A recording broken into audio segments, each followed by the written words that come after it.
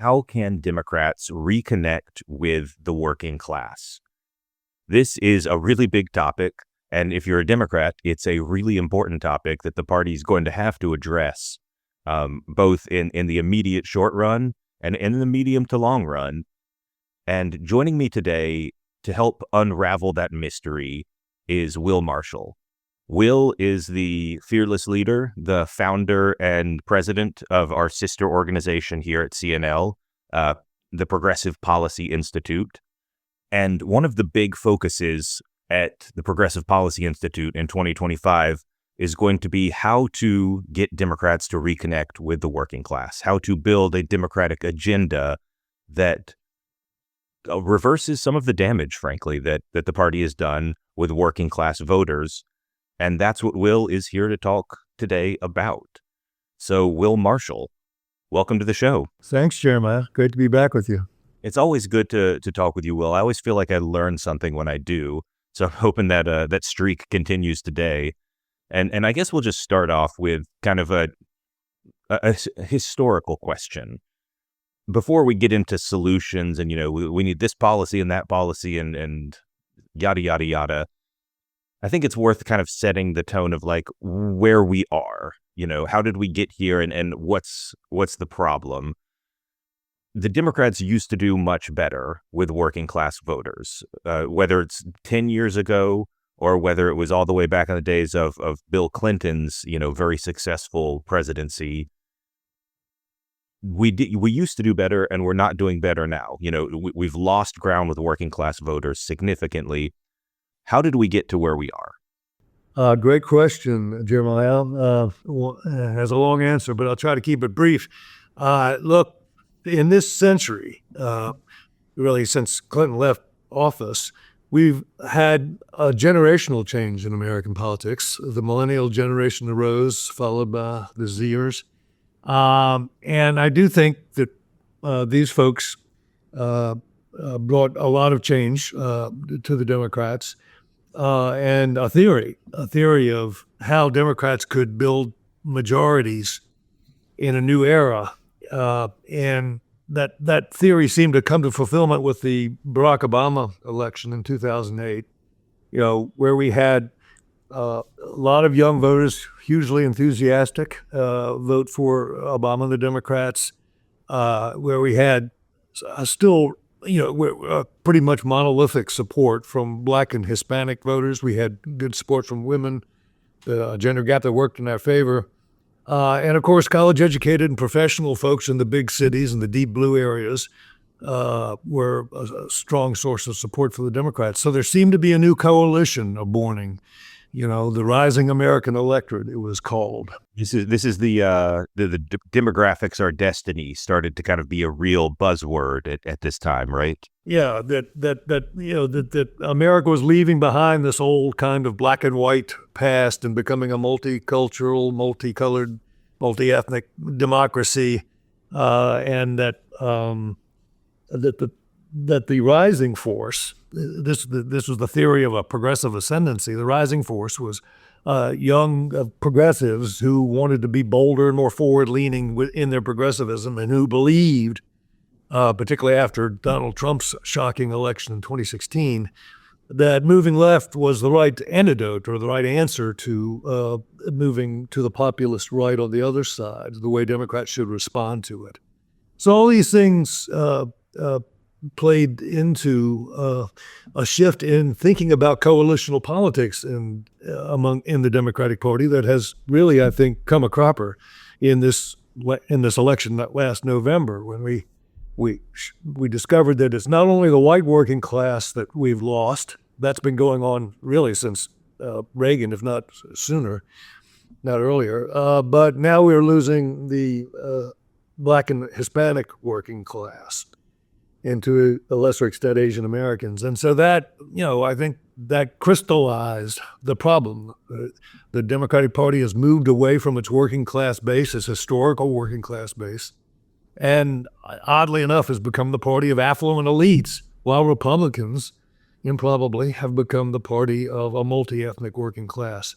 And I think that's really jarred people. I don't know why people like us, here at PPI and other analysts have been noting this trend for the last 2 decades and offering Cassandra-like warnings about where it may wind up. But I think we saw in November where it winds up in a new class structure of American politics with Democrats on top and Republicans more on the bottom. One of the great trends in American politics, like you said, over the last 20 years has basically been education polarization, where people with college degrees who used to be split pretty evenly, frankly. There was not a ton of lean 20 years ago for people with college degrees. Now people with college degrees or higher especially lean really, really heavily for the Democrats. And people who don't finish high school or people with just a high school degree lean Republican. And that's, mathematically that's a problem because it's just not the case that people with college degrees are most of the country. It's less than half the country. And it's also a problem if your coalition claims to speak for the downtrodden and the poor, but doesn't include anybody in the working class, right? It's a huge problem, and it challenges Democrats' historical sense of self, who we thought we were fighting for, and I must say, one of the most puzzling aspects of this last election was the disconnection between the Biden administration and working class America. Certainly, the people in the White House thought that they were framing their programs and passing all these big bills because they thought they were delivering for the working class and said that's what they were doing. Unfortunately, the working class didn't seem to get the message or was not appreciative of all that the Biden administration had done for a variety of reasons. But I think this notion of audiences is really important here. Who are we really talking to? Democrats thought they were talking to working class voters, but they actually were not. They were not getting through anyway. Who they were getting through to and who was applauding on the sidelines was progressive activists, urban professionals, highly educated folks, the folks who read the New York Times religiously and live in the big metropoles, the foundations, the legacy media. What Rui Teixeira, my friend, calls the shadow Democratic Party, the infrastructure of support that surrounds the formal political party. I've heard Nate Silver refer to this as the indigo blob. It's not the darkest dark blue like the New York Times or whatever is theoretically independent, but it's indigo. It's kind of blue, and it forms this progressive blob that very much influences Democratic politics. Absolutely, and these folks were all cheering madly for Biden. What he did was great. It's exactly what they thought a Democratic president should do: pass a lot of big bills, spend a lot of money, or if you like, dramatically increase public investment in all manner of worthy things. And that this would be rewarded, that Biden would be showing the country that he could make the system work. He'd be showing working people that he could make government, about which they are deeply skeptical, work for them.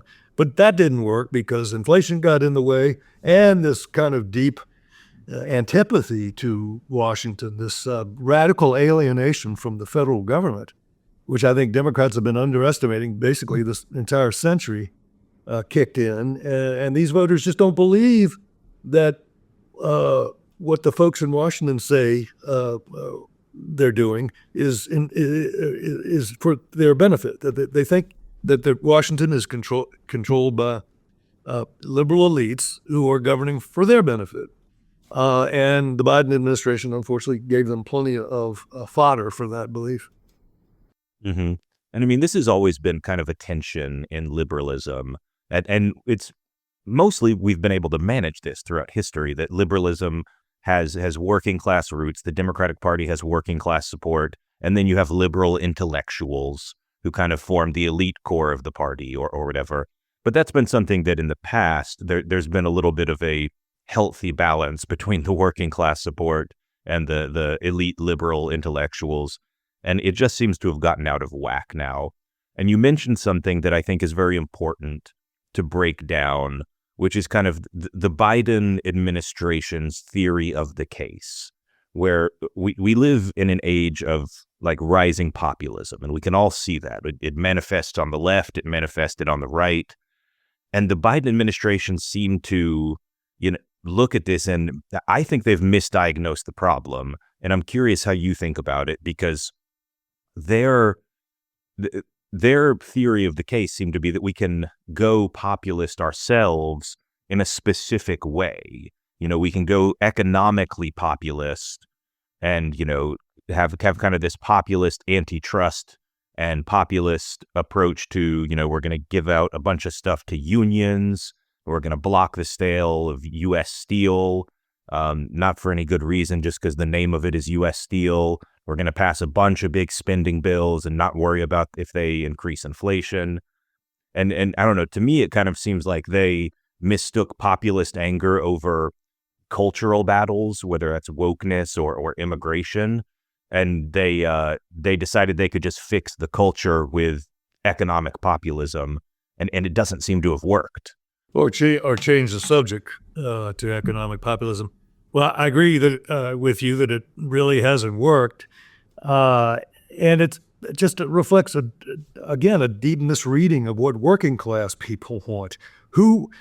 Ask yourself, who cheers for these policies? Well, Bernie Sanders was delighted with Build Back Better, and Elizabeth Warren had inordinate access to the Biden White House through his top advisors. These folks all said you're doing exactly the right thing. $400 billion for student debt forgiveness. That's what a Democratic president should be doing. But that's not what working class people wanted or thought was Biden was doing that, or they didn't think that he was doing it for them. So we had, 62% of the electorate being told that the administration was ministering to them. And meanwhile, they were getting pinched by inflation, high cost. So this disconnection between delivery, as the Biden administration understood it, that is making government do big things, and the working class voters was almost total over the last 3 years, and nobody in the White House could understand it. So you have 3/4 of the voters saying the country's heading in the wrong direction, a deep sense that the status quo was not working and that we needed radical change, and that just opened the door for maybe the weakest presidential opponent in U.S. history, Donald Trump, to come in again, and in a way. That's a failure. That failure, we have a lot of responsibility for that. It's on us that we open the door to a candidate as flawed as Donald Trump to get back into power. Mm-hmm. I mean, to me, it seems like one of the core questions of the current political age is just, should we burn it all down? There's just this deep sense of anger at the institutions themselves, and that everybody's mad at everything all the time and nobody's ever satisfied. And, whether it's Bernie Sanders or whether it's Donald Trump, there's this deep instinct of like, we need to burn it all down and start over. And, I'm not a burn it down guy. I sympathize with the institutions, but you've got to actually perform if you want people to trust the institutions. There's kind of one more pet theory, as long as we're talking about theories that don't seem to make a lot of sense.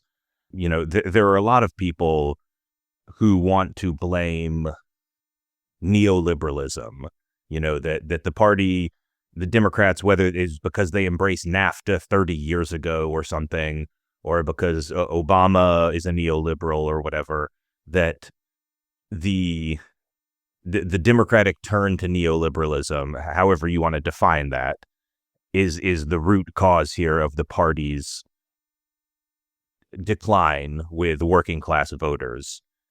How do you think about that? Because I tend to not give that a lot of credence, but I'm curious. I'm sure you've heard some of the same rhetoric.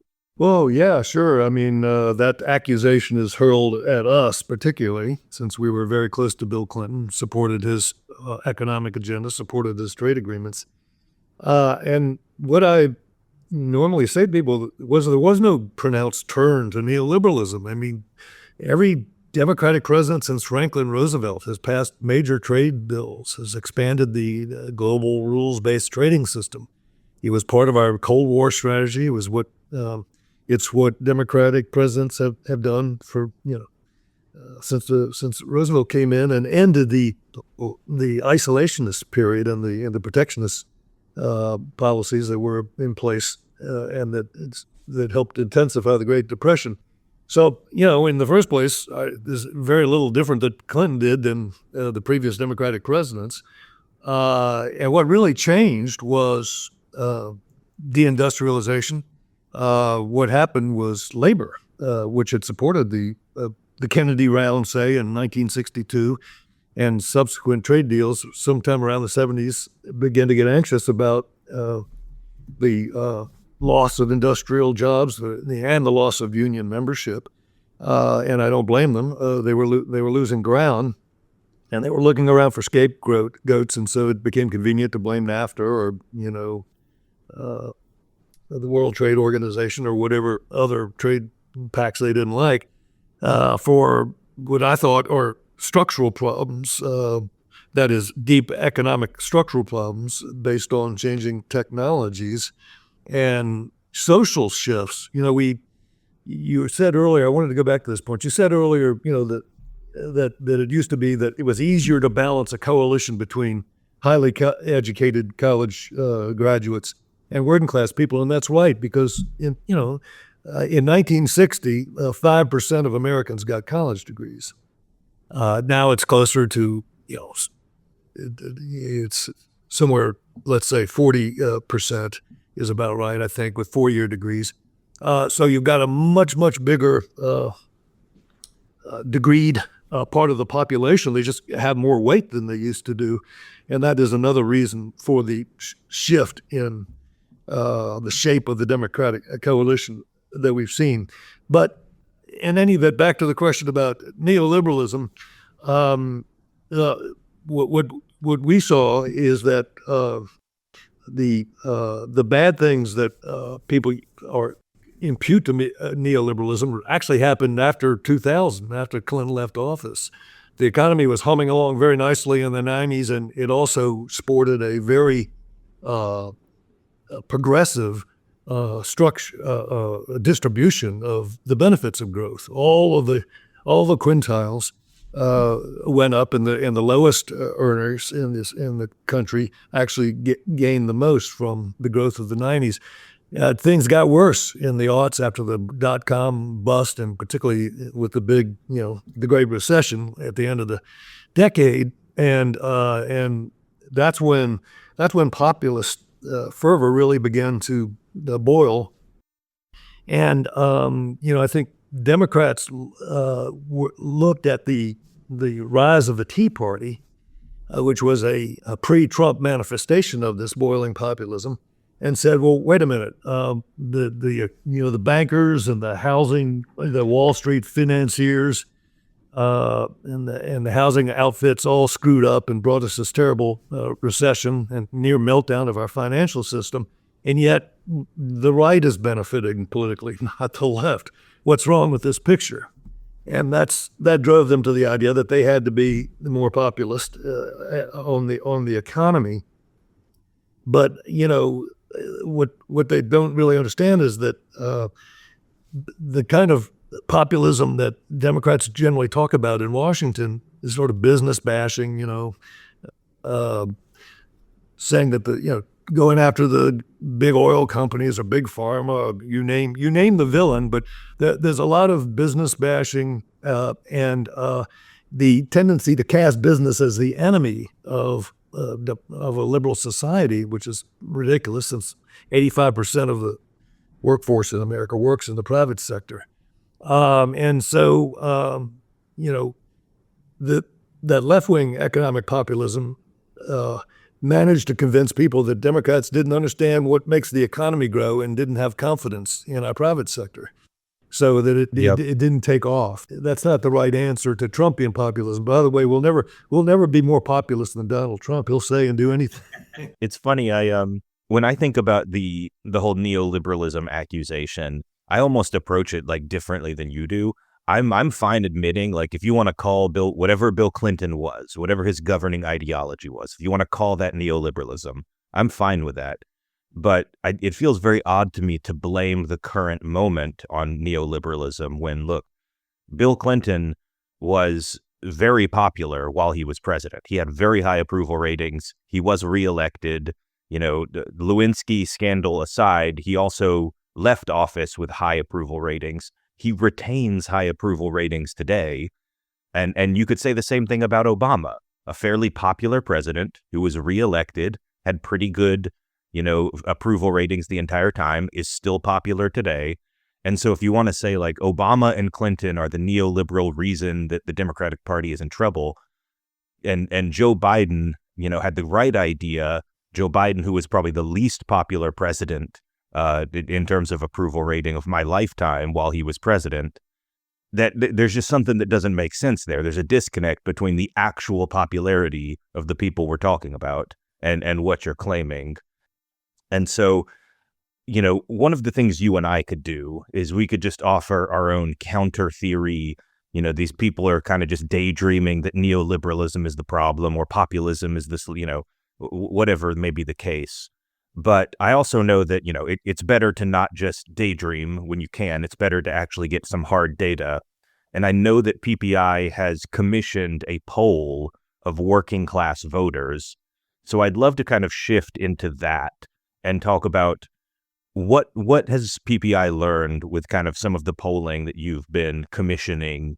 What are working class voters actually concerned about? And what are the best ways, according to the data that you've seen, to get their attention? Yeah, well, you're right, we've done a lot of polling and some very sophisticated focus groups. Look, I don't want to be a seer here, but it's what really comes through is the depth of the alienation of non-college voters from the Democratic Party agenda as it's defined in Washington. There's still a lot of residual affection for a party that, in the back of a lot of voters' minds is still the idea that it's the party of the people. And there's still a lot of residual mistrust of Republicans for being the party of the rich. And the biggest fear of Trump in our polling, when we ask these voters, what's your biggest fear about what Trump might do wrong? It wasn't that he was going to, destroy our democracy or shred the Constitution. It was that he would govern on behalf of the rich. And I have to say, a lot of his appointments seem to point in that direction. So we'll see about that. But so these voters are, they're alienated, they're angry, they're feeling forgotten, they're feeling overlooked, and they're feeling disrespected. They really do get a powerful sense of condescension, especially from Democrats, who say, well, your opposition to immigration is nativist, and your opposition to critical race theory is racist, and on and on.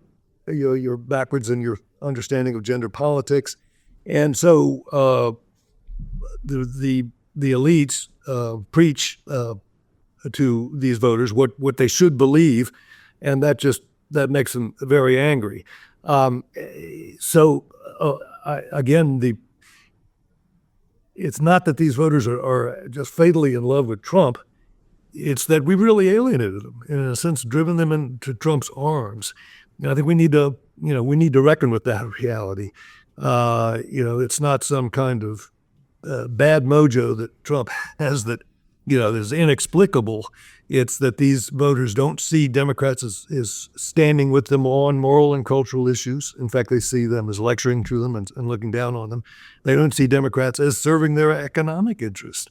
They see us as serving the interest of other people, other groups in the party that are more influential. And let me give you a good example. President Biden talked incessantly, still does, about, the existential crisis of climate change. Now, climate change is a real problem. Working class people think it's a real problem. They, in theory, think we should be doing more about it, but they have not been sold on the remedies coming from the Green Left, Green New Deal, and frankly, a lot of the people in the White House who are trying to push very aggressive net zero targets on the country and telling us that we have to shut down the fossil fuel industry and condemning it as evil when it's, fossil fuels have run the economy of this country and the world for the last 100 years or more. Well, so can I ask a question here? Because I think this is a useful thing to think about, especially as it turns to climate change. In your view, is the problem more focused on the administration itself, the tangible actions that Joe Biden took, or we can even extend this to the campaign, the specific things that like Kamala Harris campaigned on in the 2.5 months that she was campaigning? Or are people more kind of getting an impression of the Democrats because they see some kid throwing soup on a piece of art and screaming about climate change, or gluing themselves to the road in a freeway and causing a backup of traffic, or there's kind of these activist groups that don't do Democrats any favors, I think. And how much of this in your mind is what Joe Biden has actually done or what he said, and how much of it is that people are kind of learning about Democrats from people who frankly may not even be Democrats?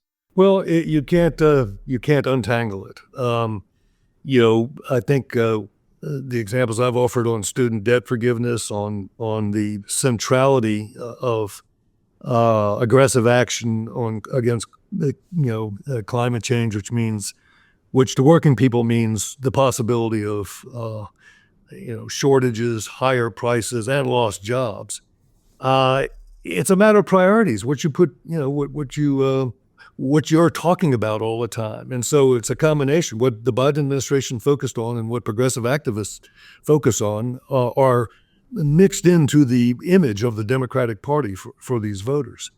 The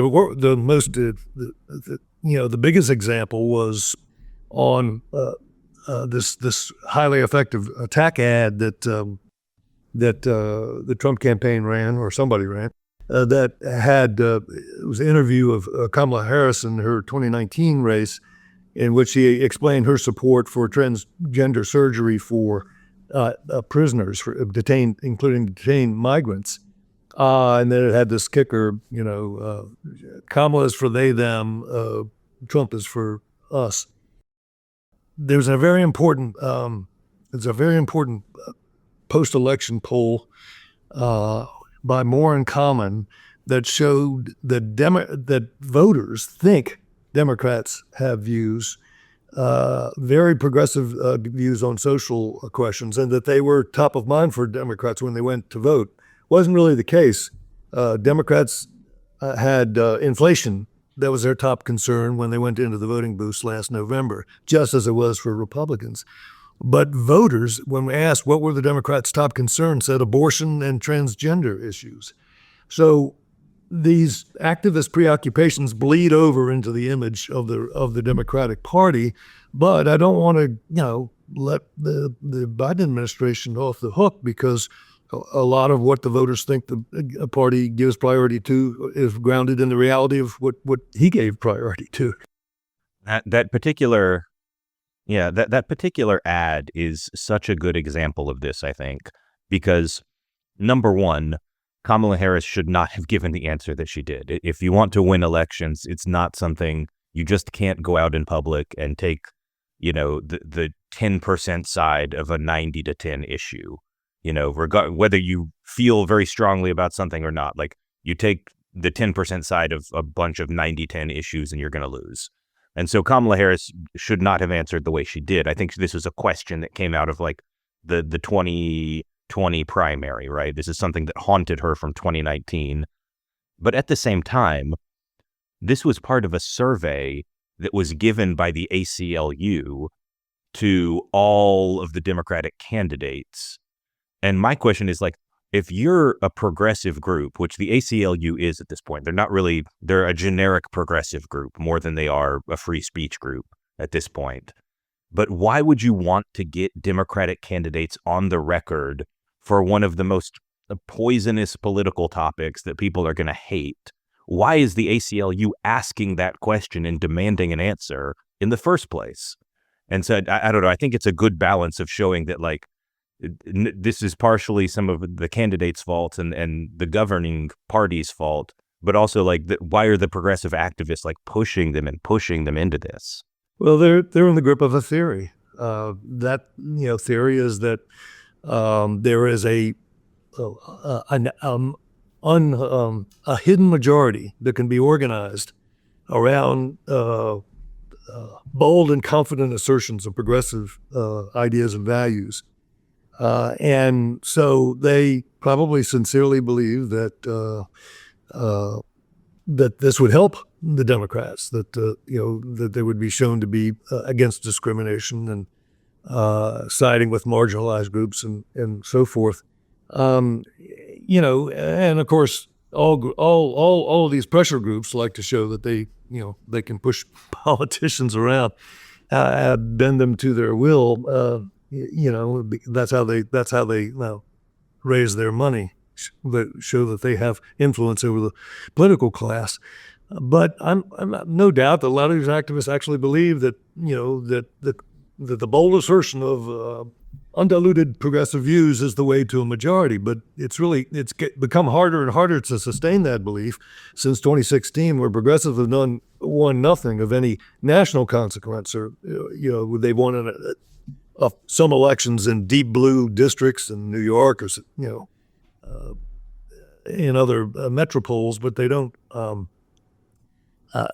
really win statewide races very often, and they don't almost never, and they certainly don't win national races. So I guess activists got to be activists, right? This is what they exist to do, and it's up to politicians to be smart and strong enough to know how to parry their attempts to enmesh them in views and stances that are dangerous. But I have to say, I don't know. I'm not saying a politician should never take a 10% popular view. I think sometimes politicians can, who show strength on issues, can survive the fact that they aren't majoritarian views. And in effect, that's true for Trump. He seems strong, and in our polling, you mentioned that. Our polling says that working class voters look at Trump and they see someone who's strong. They somebody who can't be pushed around. Somebody's a bulldozer. Somebody who knows how to get his way, and they look frankly, at Harris and the Democrats as weak. It's interesting. It's interesting you say that, because I actually think Donald Trump does not get enough credit for actually how morally flexible he is. I'll say that, he has one or two issues that he really cares about. He really hates trade, and he really hates immigration and immigrants. And so he doesn't switch that up very much. But, he's actually pretty good at recognizing, like, when people are going to get mad at him, and then he just flips on a dime. I think we all remember in 2016 when every Republican was talking about how he had to slash Medicare and slash Social Security. And Trump just got up there and said, I'm not going to do that. I don't care about your conservative bona fides. I love Social Security. I'll protect it forever. And you can argue whether or not he was lying to them or not, whether or not he was actually going to go cut a deal with Paul Ryan, but that's what he said. And, he does something similar on abortion, where he will appoint very conservative justices to the Supreme Court who have overturned Roe v. Wade. But then as soon as it happens, he starts talking about, like, oh, well, we don't want to actually ban it. Like, he runs away from the unpopular part of it when he senses people are going to get mad at him. And it frustrates me that people don't see that that's what he's doing, but he does it all the time. Yeah, no, he does it a lot, but he doesn't do it a lot too. Witness this zany stuff about Greenland and Panama Canal and annexing Canada. My God, but we all put this down as sort of performative, or as one writer called it, performative imperialism. There is the sense that a lot of what Trump does is purely performative and is Kamala says, in basic ways, he's not a very serious person. But he conveys strength, and it's not wrong for any politician, Democrat or Republican, to take an unpopular stand if they're willing to stand up and defend it vigorously, be principled about it, be consistent about it, and stand. If you usually get a lot of credit for standing your ground. Now, there's some pro-life Democrats who would probably give me an argument about that, and they wouldn't be entirely wrong. But I'm not arguing that you shouldn't ever take an unvetted stance. It's how you defend it and how consistent you are that really matters. And in 2019, everybody was just rushing for the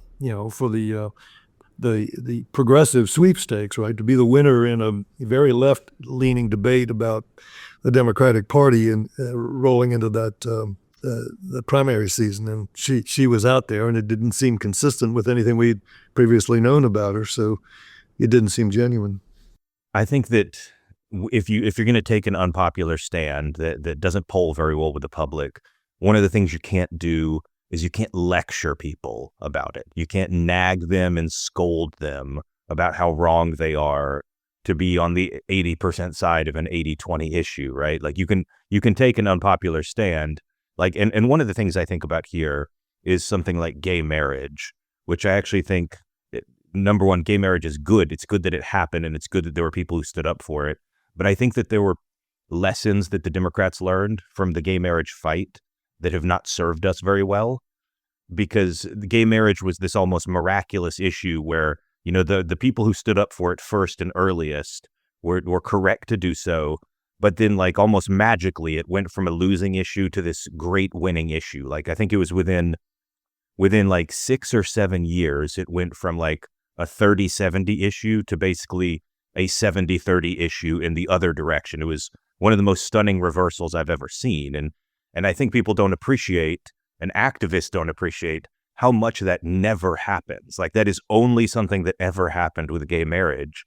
And they kind of learned this lesson. Well, if you just treat every fight as like, we're going to lecture you about how immoral you are and how you're just a bad person if you oppose what I'm going for here, that worked miraculously for gay marriage. It doesn't really work for anything else. In no other issue are people just willing to be lectured, and they're going to say, "Oh, well, I guess you're right."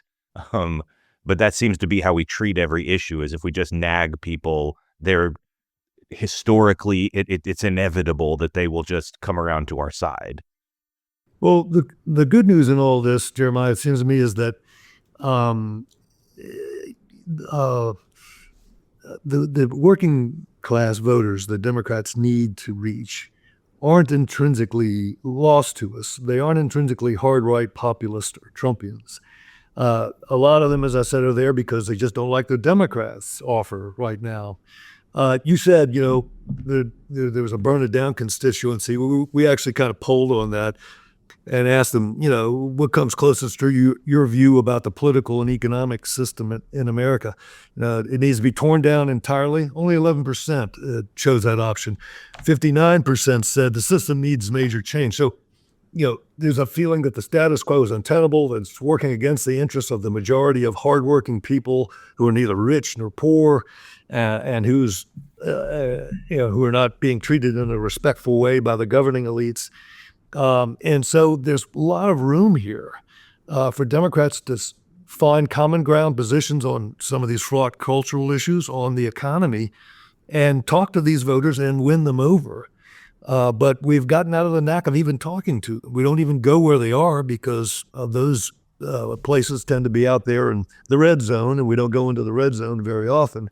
Alan, because we use activists as a middleman, rather than going and talking to specific groups, we will talk to the activist representative of that group and act like talking to the president of an activist organization is the same thing as talking to people on the ground, when in reality, the activist president probably went to Harvard and is very similar to us and, the educated Washington elites. And that gives us a distorted view, right?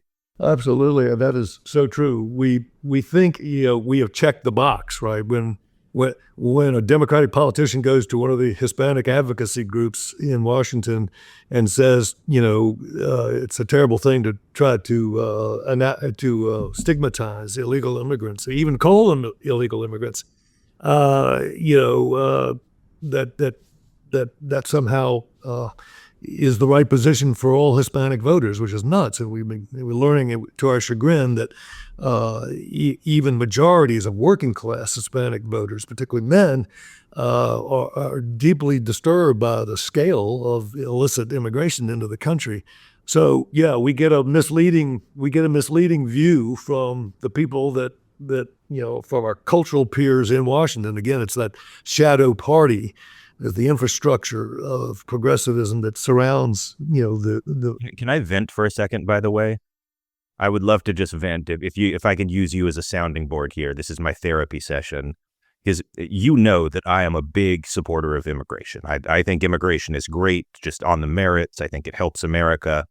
But one of the things that made me the most frustrated recently was Bernie Sanders coming out against H-1B visas, essentially, that, this program is so full of abuse and it's just, it's taking advantage of immigrants and it's so bad and, blah, blah, blah. Because Bernie Sanders, at the same time that he's railing against H-1B immigrants, this is a guy who in 2020 said that we should just decriminalize illegal border crossings. And so somehow he has reached the incoherent stance that illegal immigration is good, but legal high-skilled immigration is bad. And no matter what your politics are on immigration, it's just an incoherent nonsense stance that is just, it's reacting to random activist groups and populist urges. And it drives me crazy. It's my personal bugaboo right now. Yeah, it's incoherent and inconsistent, but fully consistent with Bernie's animus toward business and tech companies that benefit from the H-1, and not just tech companies, but big companies that benefit from the H-1B program. Bernie's more anti-business than he is pro-immigration. But I don't disagree that position doesn't make much sense. Yeah, what's funny is that he does actually support like guest worker programs specifically for dairy farms in Vermont. Those ones are fair and those ones are great. It's all the other ones that are bad. It's all very hypocritical. But, one of the things I think about is that we've seen the Joe Biden approach to kind of economic populism has failed to a large extent. And there's a lot of theories about why it's failed. It failed because it drove inflation really high. It is probably a leading theory. It failed because voters don't actually care about antitrust that much, or, maybe that's part of it. I'm curious what approach actually does resonate with working class voters economically. If the solution we're looking at in kind of a vague outline is that we've got to de-emphasize the most toxic cultural stuff, maybe not back down, maybe not change what we believe, but like de-emphasize certain really controversial issues and refocus the party on kitchen table stuff, on getting focused, on getting people better jobs and increasing incomes. What does that actually look like, do we think? How do we actually do a better version of economic policy that the working class will support, that helps them and that will garner their support? Yeah, that's a great question. In fact, it is the huge question facing Democrats in 2025, because I think there's a lot of misunderstanding about, what these voters want. What we find when we ask them, what do you really value? A bunch of things jump out. One is that they really want order on the border.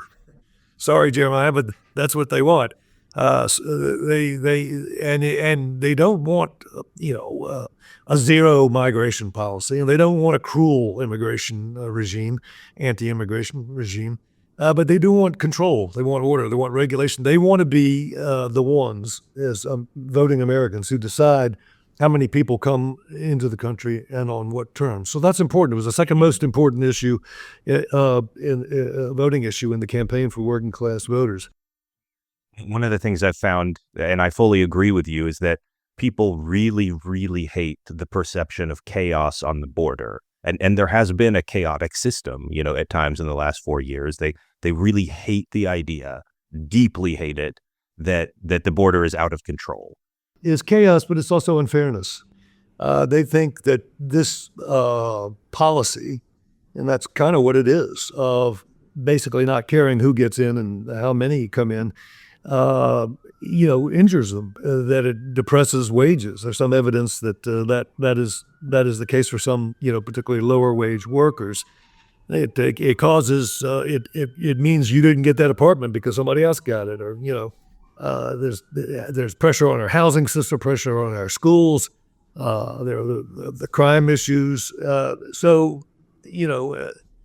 They feel like people are getting a kind of a benefit that's unearned, and that bugs them. So it isn't just that it's chaos and disorder. It is, they think it's another example of how the elites don't think about the interests and needs and beliefs of working class voters.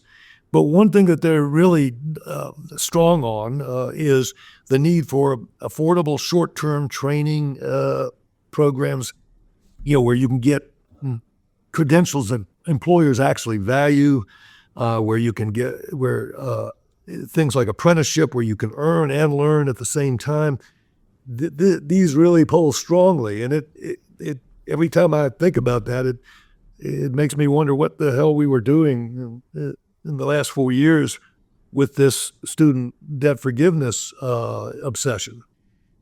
These are voters who don't go to college and therefore don't have the debts, but whose families are going to have to pay the taxes for all this forgiveness that was promised.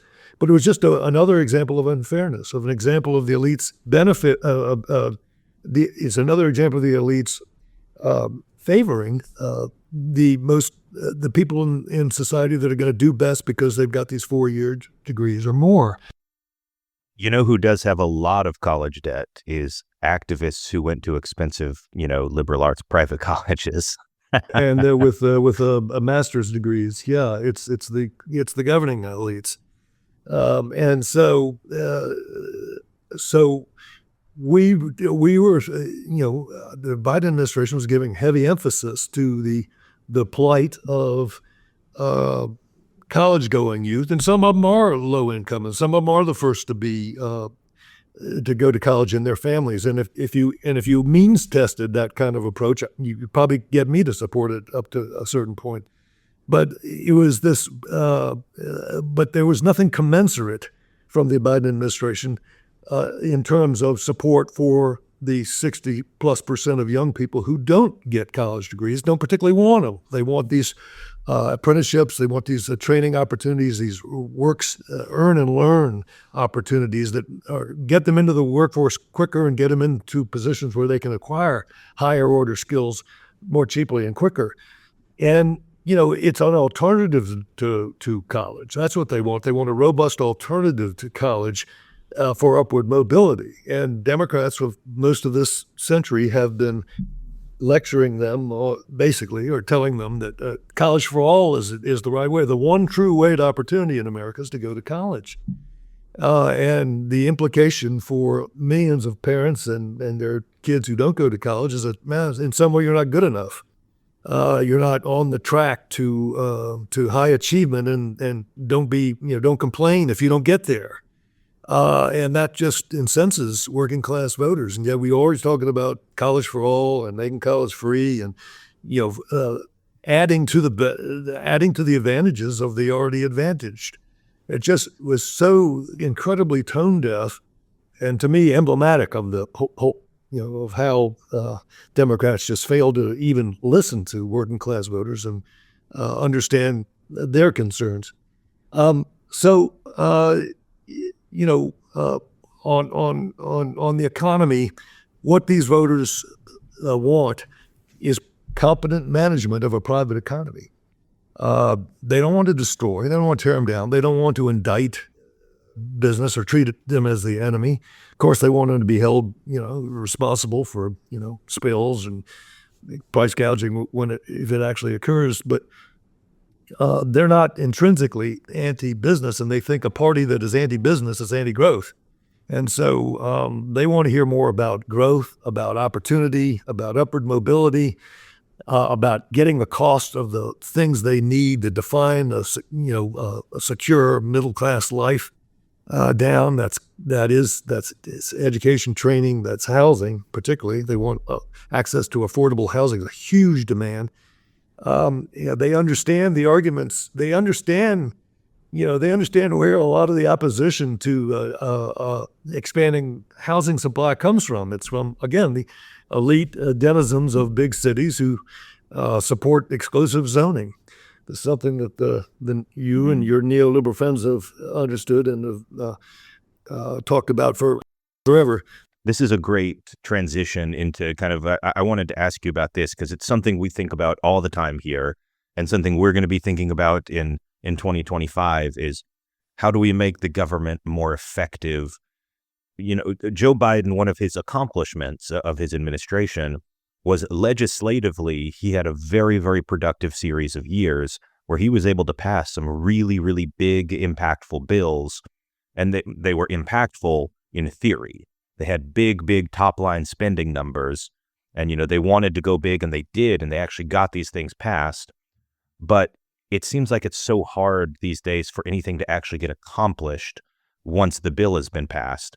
One of the things I know PPI for years talked about was this program to connect rural broadband, to provide high-speed internet to people in rural locations. And we got a bill passed. We got $42 billion allocated for it. But, regulations and red tape and politics and government hangups mean that virtually none of that money has actually been spent. And I think to date, still 0 people have actually been connected to the internet based on this program, because it takes us so long to do anything, whether it's to build housing or to build infrastructure.